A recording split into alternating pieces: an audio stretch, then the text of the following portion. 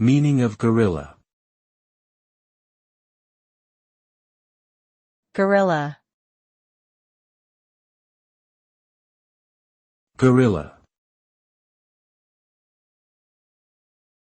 Guerilla. Guerilla.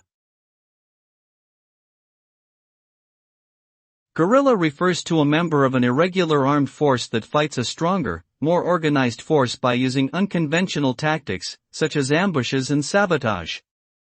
Guerrilla warfare is typically characterized by its hit-and-run style attacks, mobility, and reliance on local support. Guerrilla fighters often target infrastructure and communication networks in an attempt to disrupt the enemy's ability to function effectively.